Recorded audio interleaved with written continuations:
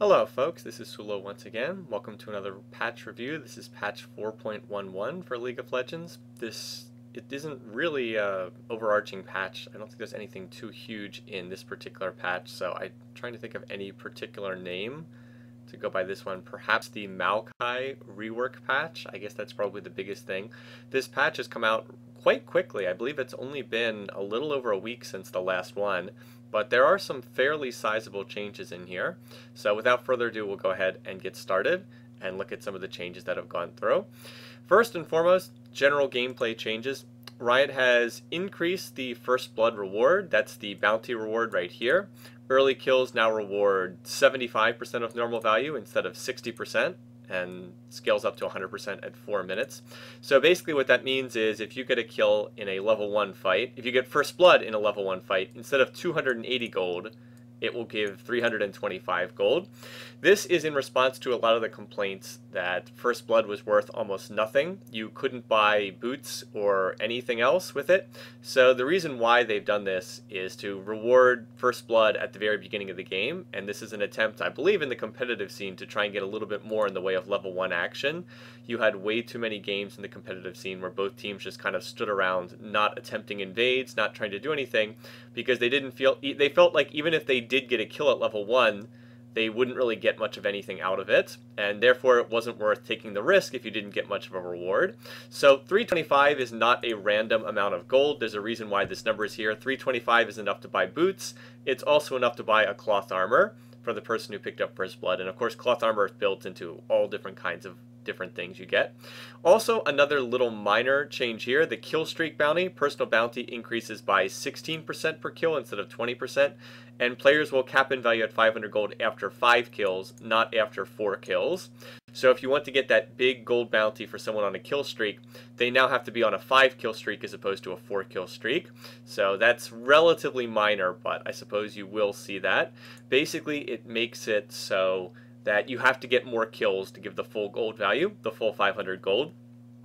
I remember back in 2010 when it actually capped not at 500 gold, but it capped at 1,000 gold. So if somebody had, I think it was 6 or 7 kills around there, if you killed them after they were on a huge killing spree, you'd actually get 1,000 gold, which, yeah, that was probably a little bit too much. Here are the other gameplay changes. These gameplay changes are intended, once again, to try and drive more 2v2s in the bottom lane. Riot has never liked the 2v1 or even 2v0 situation that you will see in the competitive scene quite frequently. They don't like that. They want to see normal lanes because they feel that they're more entertaining, and I think that there's a certain amount of truth to that. So in the last patch, they increased the gold value of the early game dragons in an attempt to get teams to put 2 people in the bottom lane and get a 2v2. Here are more changes. Number 1, the turrets. They've made it so turrets scale up faster. In other words, turrets now gain 37.5% damage per hit as opposed to 25%. In other words, what that means is they now finish warming up after 2 hits as opposed to 3. And turrets will select targets faster. Again, what is the logic behind this? Well, it's to make it harder to do an early game tower dive. That was quite a staple of the 2v1. You know, oftentimes you get a 2v1 and you manipulate the minion wave so that right as the minion wave gets to the tower, you then dive the person by themselves in 2v1 or even 3v1 if you pull the jungler over as well. Sometimes even 4v1 in some extreme cases. This is to make it harder to do that and therefore encourage standard lanes as opposed to the 2v1 or 2v0 setups we've been seeing. And similar change here, lane minions now grant experience at 1400 range as opposed to 1250 range. That is designed to make it harder to zone someone out of experience, and therefore once again shift things away from a 2v1 lane setup. A big part of that setup is denying experience. This makes it harder to deny someone to experience in a 2v1 setup. Now that said, I think teams will still do lane swaps. It's just that they're going to be punished more for it. Teams will not accept a terrible laning matchup in the competitive scene. They will go ahead and swap if they're in a laning matchup where they're just going to get stomped. So they will still continue to swap out of that. But Riot's creating more penalties for them to do so. What effect will this have? I guess we'll have to see.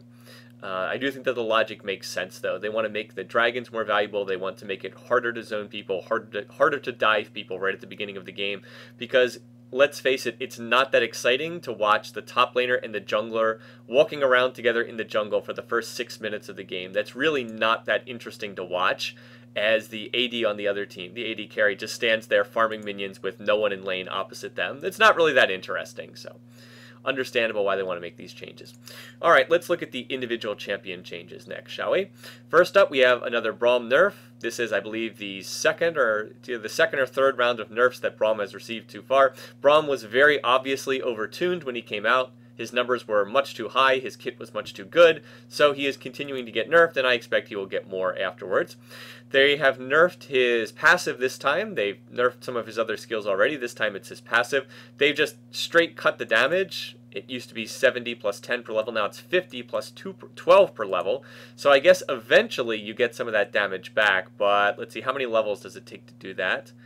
It takes, actually no, you never get the damage back. I'm looking at this now. You would need 20, is it 20 levels up? Let's see, no, that's 5 levels up, 10 levels up. Okay, so you get the damage back after 10 level ups, because it's 2 per, yeah, because it was 20 lower damage base, and then it's 2 more per level. So after a level 11, you've gotten the damage back, but this hits his early laning quite a bit.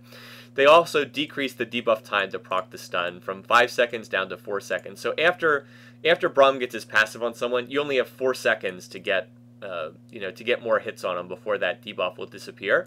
So overall, this is definitely a nerf. Braum's a support. He's early game focused. Hurting his early game is going to weaken him overall. And they also have a bug fix on W, where if he tried to jump over a wall, he would try to protect his teammate by facing the enemy, but then would hit the wall and not actually jump over to safety. So this is a little bit of a fix with the jumping on his W, his stand behind me. Okay, so this is relatively minor. This isn't huge, but it is sort of another little knock at his power, and I wouldn't be surprised if we still see more after this. Braum is still a very, very strong support pick. By the way, remember when we used to see Leona in a lot of LCS games? Well, we don't see her much anymore because Braum is out, and Braum is very kind of like a Leona, but better in every single way, or virtually every single way. Much, much, much more mobile than Leona, and offers many of the same benefits.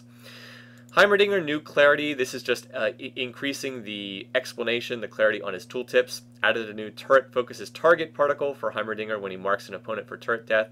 Added a new turret aggro and turret focus aggro particle for the player being shot by Heimerdinger's turrets. Anyway, this is just clarity tooltip stuff as far as what his turrets are going after, so that's not really that big of a deal. Heimerdinger has not seen very much in the way of play since he got his rework a number of months ago. He got into a couple matches in the LCS, but not a whole lot. Basically, he was not safe enough to be played in top lane and just isn't seen as being strong enough in mid. Let's see, Jax here now. So Jax has been constantly played for a very long time now, months and months and months, so he is getting a few nerfs here, well, fairly sizable nerfs. These are to his base stats, not to any of his abilities. Mostly this is cutting into his health, so they've cut his base health by quite a bit, 561 down to 535, so that's 26 less health to start the game. So that's a pretty big drop off there. This, though, is probably the biggest killer. Health per level cut from 98 to 85. That's 13 less health on every level up. And over the course of 17 level ups, that's quite a bit. I'll just grab my calculator here and do the math real quick. 17 times 13, that's 220 less health. 221 less health at level 18. That's quite a bit, and that's on top of the 26 that he had on his base health there. So he's basically losing 250 health at level 18. That's a lot. That's losing quite a bit off of his health total. So this makes Jax quite a bit less tanky, and as a melee character, he kind of needs health, kind of needs to be tanky. They also hit his armor per level. He loses 1/2 of a point of armor per level, so that's, not as big. That he loses about 9 armor at level 18. So that's, it's not as big as the health nerf, but it will be felt to a certain extent. But still, it's about half of a cloth armor. So that's only about about 150 gold worth of stats, roughly speaking. So that's more minor, but the health loss is a pretty big deal. Noticeably less health at level 18. So Jax will probably still be a strong pick, but he won't be quite as strong as before with this particular change. Karthus, bug fix on his Requiem. Basically, it would display his ult was up even when it wasn't, so oops, somebody messed up. Kayle nerfs have come in here, and these are fairly substantial nerfs to Kayle. That said, they're pretty deserved, because in the last patch, I was watching the LCS matches, and Kayle was commonly being either banned or first picked in almost every single game. Kayle being played more so in the top lane recently as opposed to the mid. She's kind of swapped back and forth between mid and top over the course of her competitive career. And she was just coming across as too strong of a pick, really. So these are some more nerfs that have hit Kayle. They nerfed her attack speed per level. 2.5 attack speed per level down to 2.2. So that's not a huge number. It's, what is it, 0.3 attack speed per level. But of course, over the course of 17 level ups, that will add up over time. They hit the ability power ratio on her E, her Righteous Fury. They cut the ability power ratio in half. It's only 0.2 now as opposed to 0.4. So that will lower the late game Kayle WTF damage when Kayle has like 4 or 5 or 6 items and all of a sudden she just has this absolutely ridiculous late game damage. So that will cut into that. She won't be quite as much of a late game hyper carry. That said, I do think that this is the most sizable nerf to Kayle, the nerf to her ultimate. They hit the ultimate's cooldown and made it sizably longer at all ranks. It's actually 20 seconds longer at all ranks. So at rank 1 it was 90, now it's up to 110. At rank 3 it was 60, and now it's up to 80 seconds. That's quite a bit longer overall. That was one of the big problems with Kayle, was her ult was coming up so frequently.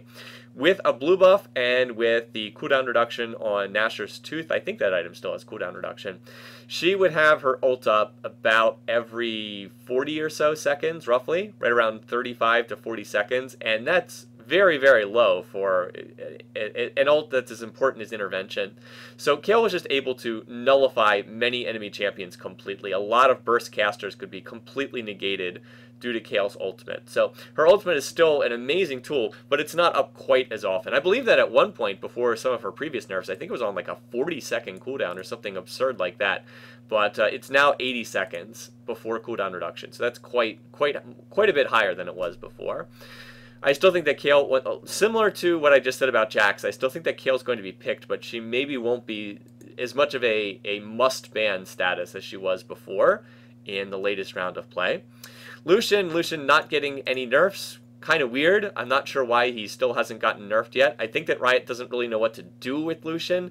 Lucian, of course, was introduced right at the beginning of Season 4. He has been very strong for the entirety of Season 4. He has been played in almost every single game for the entirety of Season 4. I honestly think that if you went to the competitive scene and you looked at picked and banned for Lucian, he would probably have been picked or banned in roughly 75% of all LCS matches for the entirety of Season 4. He's just been that popular. And the biggest thing with Lucian is he's not a late game hyper carry AD. He doesn't scale tremendously well into late game, but he's still pretty good there. And Lucian just does pretty much everything well. I mean, he trades really well in lane. He has good wave clear. He has good burst damage. He scales decently well into late game. He has great mobility. So he just does everything well. Like, there's no weakness to Lucian, except for maybe the fact that he's not as good at like 50 minutes into the game. No, he's not as good as Tristana or some other late game super carry, but he does everything so well. So I think that they're trying to just figure out what to do with this guy. Like, figure out what is Lucian's gameplay style. What is the one thing that he should be good at? I mean, most ADs are like that. You have an AD like Vayne. What is she good at? She's good at dueling. What is Tristana good at? Late game, she has extreme range. What is someone like Ashe good at? She's a utility AD who has all this, slow and engage. So they all kind of do something, except for Lucian, who just does everything well. And that's kind of the problem. So hopefully at some point, they're going to figure out what they want to do with him, and apparently they haven't reached that point yet. But for now, Lucian is still a great pick, and you can really play him in any team comp whatsoever, with any support whatsoever. So very strong yes, and still yes. But they're putting this in there as a note that they are thinking about what to do with Lucian. This is probably the most sizable change in this patch is Maokai. Maokai's being reworked. There's quite a few changes to Maokai. Maokai basically was a darling of Season 2, in 2012, was very popular. You'd build your Philostone and Heart of Gold on Maokai, and then just Philostone because they removed Heart of Gold.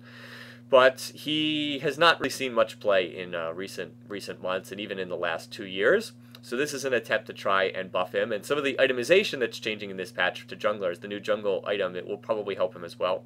Let's look at what they did. First of all, his Q overall, they lowered the slow duration from 2 seconds to 1.5, and they lowered the mana cost. Pretty much all of his skills got lowered mana cost, and that's actually a big deal because Maokai was very mana intensive as a jungler, and that was one of his weaknesses. So overall, this just kind of breaks even. The slow duration is lower, but the mana cost, you don't have to spend as much mana on this. So anyway, overall, probably not that big of an effect on this skill. The W, his Twisted Advance, is the more important one. Twisted Advance is Maokai's ganking skill. It's what he uses when he dashes in on an enemy champ. Like he like disappears and dashes to an enemy champ. this is the skill where he uses that. Alright, so first of all, they removed the cast time. No longer has to wind up before advancing to an enemy. Overall, the travel time is the same, but there's no longer a cast time. So that is very, very nice. You don't have to sort of pause in place to cast this skill before using it. The damage has actually gone up overall. So here's how this works. Before, this was a flat damage with a ability power ratio. The AP ratio is quite high. The problem is, as a jungler, Maokai wouldn't really get to use that very much because, you know, who's going to build a death cap on Maokai as a jungler? You know, it just didn't really work. So even though it had a nice AP ratio, that didn't really matter that much. They've changed it from flat damage to a percentage of target's maximum health. So I had to look at the numbers on this before realizing, you know, is this good? Is this bad? It's quite good. The damage is going to be higher in most cases. So 15% of target's max health. The break-even point for 220, it's right around 1,500 health. So if the target has 1,500 health or more, it's going to be higher than 220. And quite a bit higher in tanky cases. You know, so if someone has 3,000 health and you're doing 15% of that, so hold on, we'll use the calculator again. 3,000 health times 0.15, you're doing 450 damage. So, you know, that's about double what it was before. Even, you know, we're ignoring the AP ratio for a moment, but overall, you're going to be doing more damage with this in the vast majority of cases, and you're going to be doing much more damage against highly tanky targets, against champions who are stacking health. So overall, the damage on this is a big plus. You know, overall, the damage is significantly higher on this in many cases. It's going to be about the same against squishies, and it's going to be a lot higher against people who build health, people who stack health. The cost, they've also reduced the mana cost. Instead of 75 up to 95 mana, it's now 75 mana at all ranks. That's a good thing because this is oftentimes a skill that Maokai wants to rank up early on. Depends on the build, but I've often seen this be skilled up quickly. They've also lowered the cooldown. Instead of 13 seconds at all ranks, it is 13 scaling down to 9 seconds. So everything we've seen thus far is buff to this. You know, no casting time, no wind-up time, more damage, lower mana cost, lower cooldown. All that's really, really good. Here's the big trade-off. The range has gone down from 650 down to 525, and that does hurt quite a bit. Now, some of this you get back because there's no longer a wind-up time. So in a way, you get some of that back, but the range is shorter and noticeably shorter. So that is that's sort of a big down point. It makes it harder to gank with Maokai. You're going to probably have to flash Twisted Advance to pull off a lot of these moves. So keep in mind the range is smaller, but everything else about this skill is better and much better overall. So that, like I said, there is a trade-off here, but overall this skill is in most ways much better. It's just that range nerf. Alright, Sapling Toss. Sapling movement speed now scales with Maokai's bonus movement speed, so if you're building swiftness boots or mobility boots, the saplings will get that. Enemies damaged by sapling are also now slowed by 50% for 1 second. That's actually pretty interesting, and that actually does add a lot of utility. So if you hit someone with an exploding sapling, they're slowed. I mean, yes, it's only for 1 second, but 50% is a rather high slow. So this can help you get into range for a Twisted Advance. It can help, obviously, chase people down who are trying to escape.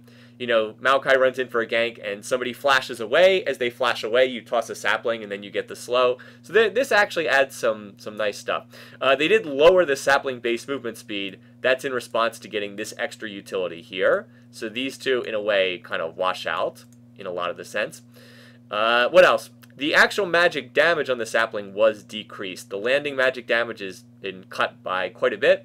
180 down to 120, keeps the same AP ratio. Here, the explosion damage, 280 down to 240. It's the same at rank 1, but it goes down at future ranks. Same AP ratio. They also lowered the mana cost here as well. It's 10 less mana at all ranks. So again, this is all good stuff for Maokai in the jungle, in pretty much every way. Again, maybe slightly less damage, but overall, the extra utility probably makes up for that. And as I said, Maokai had a lot of problems with mana usage before. He would run out of mana too easily. This really helps him in terms of not having to itemize mana in a way that he sometimes had to before. Then finally, some changes to the way his ultimate works, Vengeful Maelstrom. It is no longer a targeted skill, it is now self-cast, and it circuses Maokai instead of sitting in a targeted area. So that's a bit of a functionality. Easier to use. It probably isn't as good overall. The fact that you could place this skill in some ways was a benefit. That said, in a team fight that moves, the fact that the ultimate will now follow Maokai around, that could actually be quite useful in some circumstances as well. Vengeful Maokai also now shows through a combat text how much damage he's mitigating for his teammates. So that's just a tooltip thing. Initial mana cost is also lowered. The radius is smaller. Overall, if I had to sum this up, I'd say this is probably a buff just because it's much easier to use this skill now. The fact that it's self-cast, it just circles around Maokai. The fact that you can just run into the middle of the team fight and know that the ult's going to be around you, that probably makes this a much easier skill to use. Maybe at the highest level of play, it might not be as useful because I guess if you had a really high skill cap on using Maokai, maybe you could get the perfect placement and have the larger radius, but I think for the vast majority of players, this will be an easier skill to use. Overall then, what do I feel about Maokai? Well, I think that this all helps him. That said, is it going to help him enough to get him back into the competitive scene? That I do not know. I'm probably a little bit more on the dubious side of that, especially now that the Odd One is no longer playing for solo mid, and he was probably the competitive player who had the most practice on using Maokai.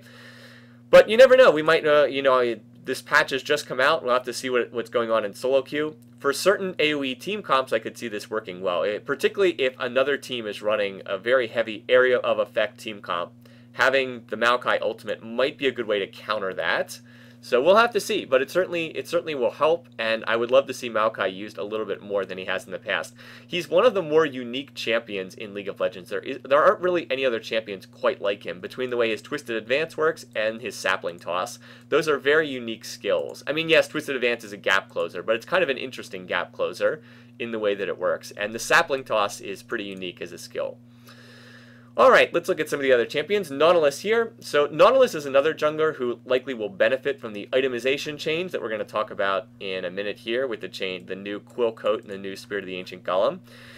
He will likely benefit from that. They've changed his passive. Basically, he can just trigger his passive more often. There's also an indicator showing how long before he can use Staggering Blow again. Maokai's passive is he stuns targets if he hits them with an auto attack. Very, very powerful passive. It's just hard to get in range to use it. Before, he could only stun same target once every 9 seconds. Now it is 9, 8, 7, 6 seconds when he hits level 16. That's quite nice, and it actually makes his late game a lot stronger. Nautilus's big problem is his early game is very weak. He's always been a strong late game jungler, but his early game is weak, his clear speed is not that fast, and his movement speed is very, very slow. Nautilus also has the problem of being either really useless or really overpowered, and it's hard to have him anywhere in between. For the recent months, he's been really useless, so perhaps we'll be able to see Nautilus used in the jungle a little bit more often, because as I said, the jungler itemization is shifting away from sort of the carry junglers, the damage-focused junglers, back towards tanky junglers, and that's what Nautilus and Maokai are. They're tanky utility junglers, and that is the direction that the itemization is going, so we will probably see more of them in the future. Nidalee was reworked in the last patch. Nidalee is getting fairly sizable buffs in this patch, which is probably a mistake. Riot's logic was they looked at Nidalee after the rework, and her win rate wasn't that high. I believe she was sitting around 45% win rate, which is fairly low. I think it might even have been a little bit below that. She had one of the lower win rates. So they're like, oh, well, Nidalee's win rate is low. That means we've got to buff her. But the problem is she was just reworked, and people aren't used to the rework yet. You always have to be careful with win rates right after a champion gets reworked or right after a champion gets released, because they can be very misleading since people don't know how to play the champion yet. I remember when a champion like Zed first came out at the beginning of Season 3, and Zed had a very low win rate. But as it turned out, he actually went on to dominate the entirety of Season 3. It was just people didn't know how to use him yet. Or when Elise came out, Elise actually had a low win rate when she came out, and she's been nothing but nerfed ever since then. So you have to be very careful with that. I think that Nidalee was actually quite strong, and now she's been buffed on top of that, so... Well, just expect to see a lot of Nidalees getting banned and picked when she's enabled. If you haven't seen Nidalee in the LCS, it's because she's been disabled due to the rework. She was disabled for the first couple weeks after the rework. So it's not that Nidalee is bad, she just is not allowed in the European and North American LCS. But anyway, we'll look at what happened. They increased her base health by 20 points, 370 to 390, and increased her base armor by 2 points. Okay, base health boost. Passive Prowl, Speedy Cat. Nidalee now receives 10% movement speed in all directions while hunting, which increases to 30% movement speed towards hunted targets. That's after she has hit someone with an ability, they get marked as a hunted target. So this is pretty nice. She gets quite a bit of movement speed. They did add sort of a limitation on this. She can never receive more than 30% movement speed from the hunt and brush movement speed bonus. Apparently they were stacking together at times. Now it is capped at 30% movement speed, so that's nice. Javelin width on her spear toss, 30 up to 40. So they made the particle a little bit wider. It was 60 before the rework, so not somewhere a little bit in between the newer and the old value. W Bushwhack, this skill has been buffed overall, in my opinion. They lowered the damage. It was 12% up to 20% of target's current health. They dropped it by 2%, 10% up to 18% of target's current health. I did say in the last patch video that those numbers seemed a little bit high. They still seem a bit high. However, the cooldown has also been lowered. Lowered at early ranks, from 17 at rank 1 down to 13 at rank 1, and it's still the same 9 seconds at rank 5. This is a big deal because this is Nidalee's 1-point skill. You max her W last. So because this is her 1-point skill, most of the game it's going to be 17 down to 13 seconds. So that's a fairly sizable buff. And they also fixed a bug where you could reveal enemy wards. W, the pounce range, they increased the range from 700 to 750, so that's another buff there, just flat out increasing the range on the ability by 50 units. Pounce jump location, pouncing on a hunted target now puts Nidalee 75 units in the direction the target is facing, as opposed to 150 units to the opposite side. I'm not too sure about what effect that will have, whether that's a buff or a nerf. Not entirely sure. I didn't see people discussing this, so don't know about that, but the buff to the range seems pretty good to me. And they also lowered the cost on Nidalee's E, her Primal Surge. They lowered the mana cost on this. And again, this is noteworthy because Nidalee's typically max this either first or second. Quite often max this first in lane because it provides the sustain and the attack speed boost. So it's the same at rank 1, but it goes from 140 mana to 120 mana at rank 5, and Nidalee's quite often have that at level 9. So that's, again, a fairly sizable buff. Then finally, if that wasn't enough, they added a new functionality to Nidalee's ultimate. Triggering the hunt resets aspect of the Cougar's cooldown if Nidalee is in human form. Now, what does triggering the hunt mean? I assume that means triggering her passive. That is, hitting a hunted target. If you're able to do this in human form, I believe that resets the cooldown to shift back into Cougar form. In any case, it resets the cooldown to shift back into Cougar form with something involving Nidalee's passive right there. So yeah, overall, Nidalee getting bonuses to base stats, increased the width on her javelin toss, lowered the cooldown on her traps, increased the range on her pounce, lowered the mana cost on her E, added more functionality to her ult. Sometimes you just wonder, did you really have to do this to Nidalee? Couldn't you let people play the new reworked Nidalee for more than 7 days before you buffed like 5 different things on her kit? So I don't know. This is the one thing in this patch that just has me shaking my head. It's like, really? Did Nidalee really need like 4 or 5 buffs? Because I thought she was pretty strong already after the rework, but whatever. Nidalee going to be first picked and banned constantly in the LCS when she's enabled, but we'll just have to see. So a little bit questionable there, but moving on.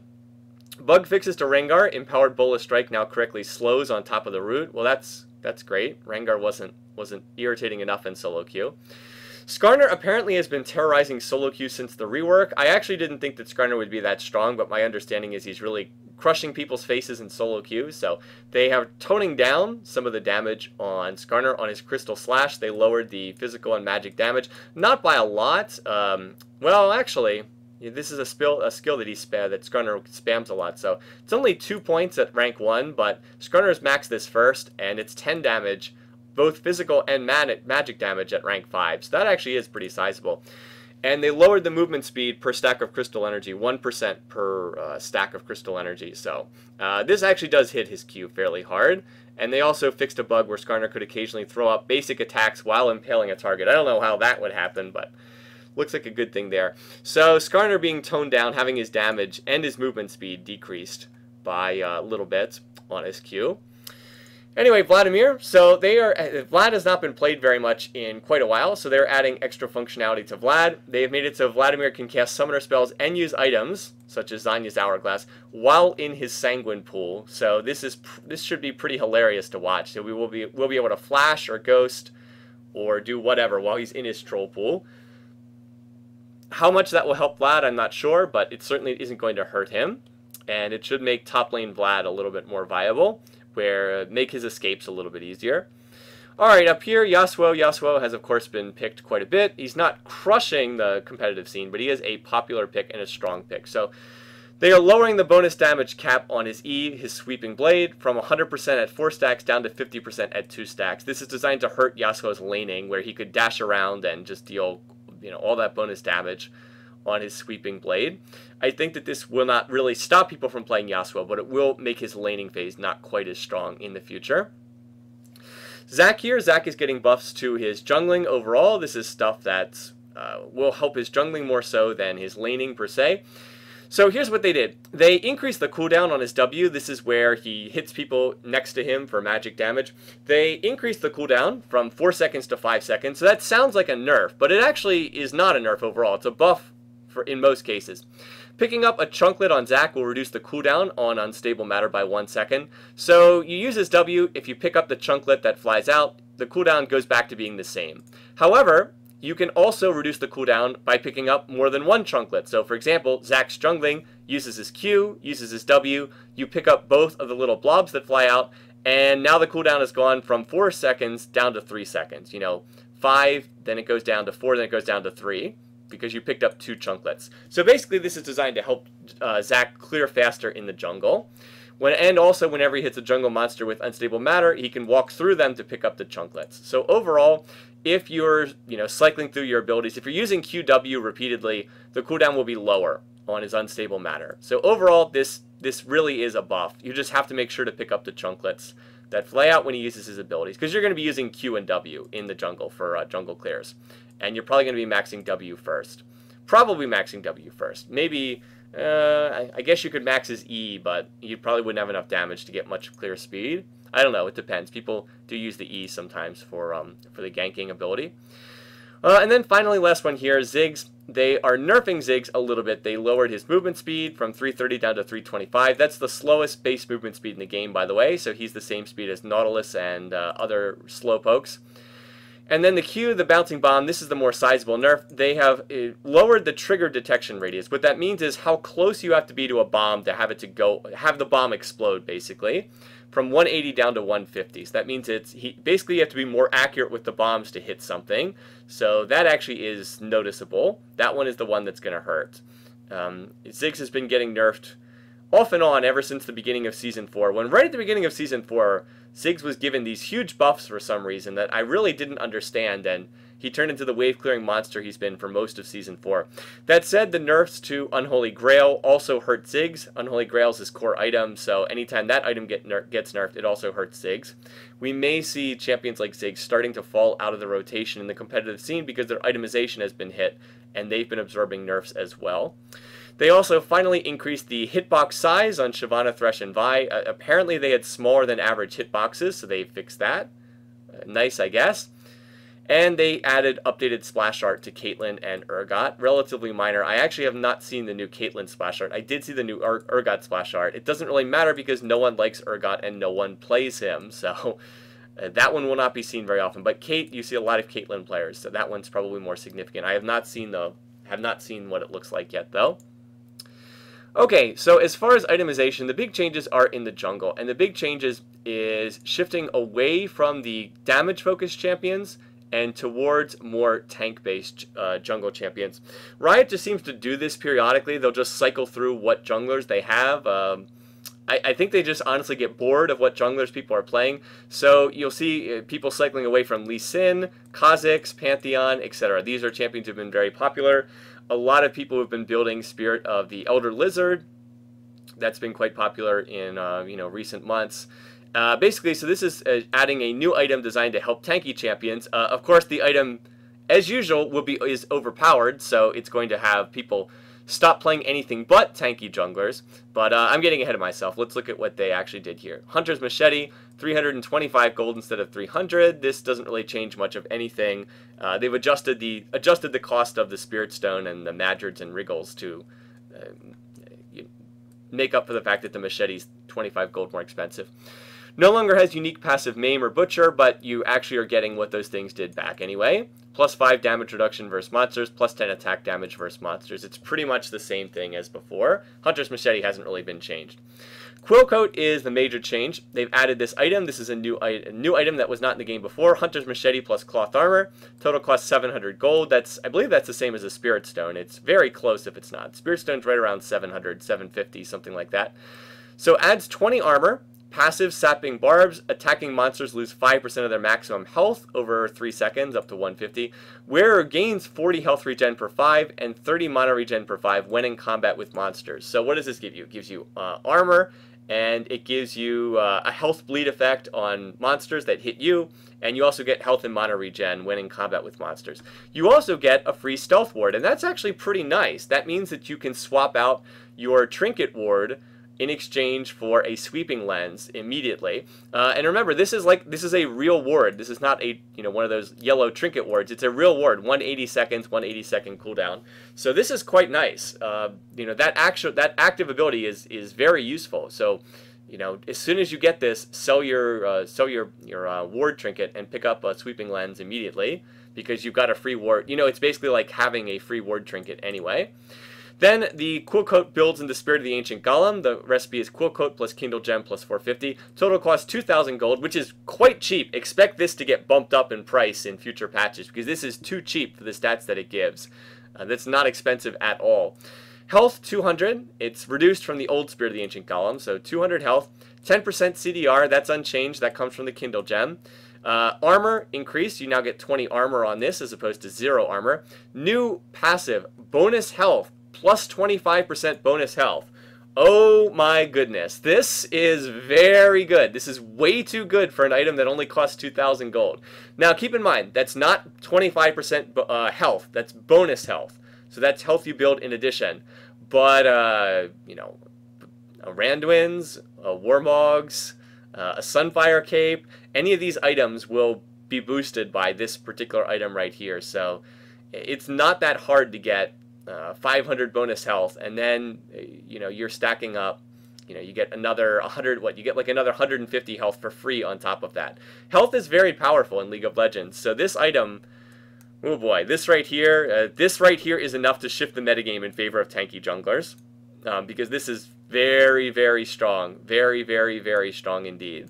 And you're going to be seeing pretty much everyone building this. Then on top of that, there's all kinds of other good stuff too. So you've got 200 health, 10% CDR, 20 armor, the Sapping Barbs passive, which is just an upgraded version of the Quill Coat passive here. You also get huge, very sizable health and mana regen when in combat with monsters, so that's really nice. You get the, you get the Stealth Ward for free. That's also very nice.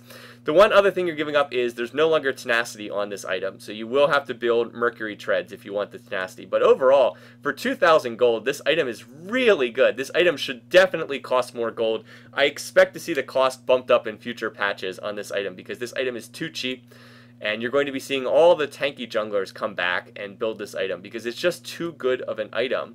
So, people are saying, well, Nautilus works well with this item. Nautilus and Maokai obviously like this item.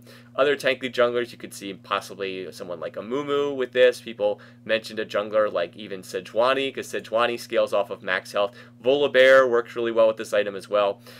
So we will likely see some jungler metagame shifts, because all of the carry junglers have gotten nerfed. I mean, look what happened to poor Kha'Zix. Look what happened to Lee Sin. He got nerfed. Look at all the other nerfs that have been going out. I think even Elise has been getting hit with nerfs. So at some point, people are just going to say, well, these champs have been nerfed too much. Let's just switch over to the tanky champs and start using them. And I think there's a good chance we'll see that going forward. So itemization changes plus buffs and nerfs to champions is usually what's responsible for shifts in terms of who gets played. We should be seeing some different junglers coming forward. Anyway, Essence Reaver, they buff the damage. This is one thing that I had correct in the previous patch video. I said the damage is too low on Essence Reaver. They're going to have to change that. Still probably too low on this item to get people buying this. I don't think that Essence Reaver is in a good place. I think that if they buff it a little bit more, it's going to be really overpowered and everyone will build it. But right now, it's probably too weak. The only one who really wants this right now is Jace, and he's not even a true AD. Not an AD carry, at least, not in the traditional sense. Maybe Ezreal, maybe Corki, but that's about it. For the others, other champions, it just doesn't really make a lot of sense. So it's an interesting idea for an item, but I still think it's a little bit too weak to see much mainline use. I really don't think you'd want to build this on Sivir. I'm sorry, I just don't think it's good for Sivir, but perhaps I will be proven wrong. Anyway, obviously this is a major buff. Going from 50 to 60 AD is not changing the cost at all. That's a major, major buff to the item. One other stuff, just a few more things here. They put some restrictions on ranked duo queue. They wanted to avoid people who are abusing duo queue. What that means is players can only duo queue with people one full tier above or below them. So Silver 3 can only duo with Bronze 5 to Gold 1.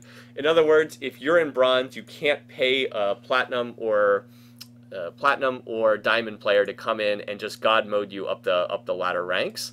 So that seems like a reasonable restriction. As it says, a full tier above or below them. So it's a pretty wide range, but you can't have like I said, silver or bronze players duoing with diamond accounts, because that really causes a lot of problems for matchmaking, and in the past people were using this for abuse. So they're not going to do that. If you're unseeded, you can duo queue with gold, silver, or bronze players. So there are some restrictions. Of course, someone can just go on a Smurf account, but whatever. People are going to find ways to game the system. Bots in beginner level co-op versus AI will always play from purple side. There's a major change to bots incoming on the PvE right now. They are the Nightmare bots, or Doom bots, or whatever they're called. And they get like extra abilities. I've already seen some of the YouTube videos of that. Looks like it's a lot of fun. I will probably actually start playing some League once they bring in the new bots, because I'm actually interested to see what these Nightmare bots are going to do. And I'm actually thinking already of some fun variant team setups to use against the Nightmare bots. You know, get 4 friends, and it's like, we're going to create this wacky variant team, and we're going to see if we can defeat the Nightmare bots with this weird setup. I think that would be a lot of fun to try. So anyway, that's upcoming. For now, that's on the horizon, upcoming in a future patch. But for now, just made some changes to the beginner bots so that they will play from purple side always. Public chat rooms have been disabled. I think that's a good idea. The public chat rooms were just fodder for spam and abuse. So yeah, they're apparently planning some changes to the chat system, but the public chat rooms were a cesspool of villainy. So I don't think that you're really losing much there. Some bug fixes on mystery giving.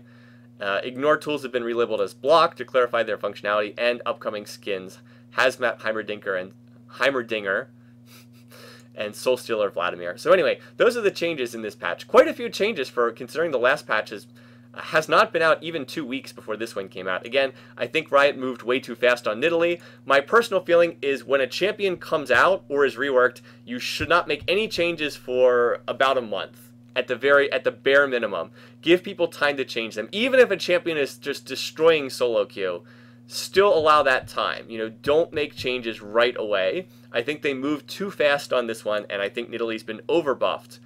And the other big change is the change to the jungle itemization. The Spirit of the Ancient Golem change and Quillcoat is going to shake up the jungler scene. So Maokai changes, Nidalee changes, and the jungler itemization changes are the big things in this patch.